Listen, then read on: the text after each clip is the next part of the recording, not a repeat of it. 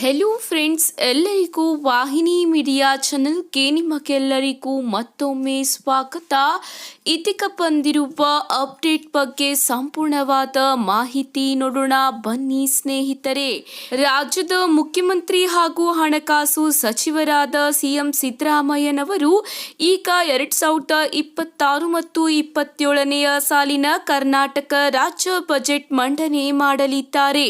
ಹೌದು, ಇದು ಅವರ ರಾಜಕೀಯ ಜೀವನದ ದಾಖಲೆಯ 17ನೇ ಬಜೆಟ್ ಆಗಿದ್ದು, ಇದಕ್ಕಾಗಿ ರಾಜಕೀಯ ವಲಯದಲ್ಲಿ ಹಾಗೂ ಸಾರ್ವಜನಿಕರೆಲ್ಲರೂ ಹೆಚ್ಚಿನ ಕುತೂಹಲ ಮೂಡಿದೆ. ಹೌದು ಸ್ನೇಹಿತರೆ, ಕಳೆದ ವರ್ಷ ಸರ್ಕಾರ ಗ್ಯಾರಂಟಿ ಯೋಜನೆಗೆ ಹೆಚ್ಚಿನ ಪ್ರಾಮುಖ್ಯತೆ ನೀಡಿದ್ದು, ಆದರೆ ಈ ಬಾರಿ ಗ್ಯಾರಂಟಿಗಳ ಜೊತೆಗೆ ದೀರ್ಘಕಾಲಿಕ ಅಭಿವೃದ್ಧಿ ಯೋಜನೆಗಳು ಮತ್ತು ಮೂಲ ಸೌಕರ್ಯ ಅಭಿವೃದ್ಧಿ ಹಾಗೂ ರೈತರಿಗೆ ಹೆಚ್ಚಿನ ಒತ್ತು ನೀಡುವ ಸಾಧ್ಯತೆ ಇದೆ ಎಂಬ ಮಾಹಿತಿ ಈಗ ತಿಳಿದು ಬಂದಿದೆ. ಹೌದು ಸ್ನೇಹಿತರೆ, ಈಗಾಗಲೇ ರಾಜ್ಯ ಸರ್ಕಾರ ಗ್ಯಾರಂಟಿ ಯೋಜನೆಗಳನ್ನು ನಡೆಸುತ್ತಿದೆ. ಗೃಹ ಲಕ್ಷ್ಮಿ ಮತ್ತು ಗೃಹ ಜ್ಯೋತಿ ಸೇರಿ 5 ಗ್ಯಾರಂಟಿ ಯೋಜನೆಗಳನ್ನು ಜನ ಸಾಮಾನ್ಯರಿಗೆ ನೀಡುತ್ತಿದೆ. ಈ ಒಂದು ಬಜೆಟ್ನಲ್ಲಿ ರೈತರಿಗೂ ಕೂಡ ಹೆಚ್ಚಿನ ಆದ್ಯತೆ ನೀಡುವ ಸಾಧ್ಯತೆ ಇದೆ ಎಂಬ ಮಾಹಿತಿ ಈಗ ತಿಳಿದು ಬರುತ್ತಿದೆ. ಹೌದು, 4.5 ಲಕ್ಷ ಕೋಟಿಯ ರಾಜ್ಯ ಬಜೆಟ್ನಲ್ಲಿ ರೈತರಿಗೆ ಯೋಜನೆಗಳ ಜಾರಿ ಅಥವಾ ರೈತರಿಗೆ ಹೆಚ್ಚಿನ ಒತ್ತು ನೀಡುವ ಯೋಜನೆಗಳಿಗೆ ಸಿಎಂ ಸಿದ್ದರಾಮಯ್ಯನವರು ಬಜೆಟ್ ಅನ್ನು ಕೂಡ ಮಂಡಿಸಲಿದ್ದಾರೆ ಎಂಬ ಮಾಹಿತಿ ವರದಿಗಳ ಪ್ರಕಾರ ತಿಳಿದು ಬರುತ್ತಿದೆ.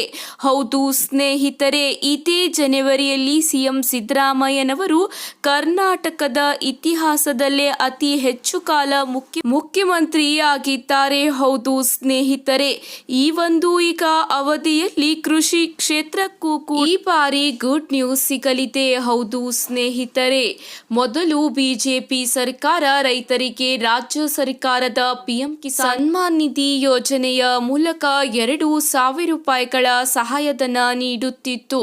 ಆದರೆ ಈಗ ರೈತರಿಗೆ ಯಾವುದೇ ಸೌಲಭ್ಯವನ್ನು ಕಾಂಗ್ರೆಸ್ ಸರ್ಕಾರ ನೀಡುತ್ತಿಲ್ಲ ಎಂದು ರೈತರು ಆಕ್ರೋಶ ವ್ಯಕ್ತಪಡಿಸುತ್ತಿದ್ದಾರೆ. ಈ ಒಂದು ಕಾರಣದಿಂದ ರೈತರಿಗೆ ಸಹಾಯಧನ ಸಿಗುವ ಯೋಜನೆಗೆ ಸಿಎಂ ಸಿದ್ದರಾಮಯ್ಯನವರು ಬಜೆಟ್ನಲ್ಲಿ ಹೊಸ ಯೋಜನೆಗಳ ಜಾರಿ ತರುತ್ತಾರೋ ಅಥವಾ ಇಲ್ಲವೋ ಎಂಬ ಮಾಹಿತಿಯನ್ನು ಈಗ ಕಾದು ನೋಡಬೇಕಿದೆ. ಇವತ್ತಿಗೆ ಇಷ್ಟೇ ವೀಕ್ಷಕರೇ, ಮತ್ತೆ ಸಿಗೋಣ ಹೊಸ ಅಪ್ಡೇಟ್ ಜೊತೆಗೆ. ಈ ಒಂದು ಮಾಹಿತಿ ಇಷ್ಟವಾದಲ್ಲಿ ಲೈಕ್ ಮತ್ತು ಶೇರ್ ಮಾಡಿಕೊಳ್ಳಿ. ಧನ್ಯವಾದಗಳು.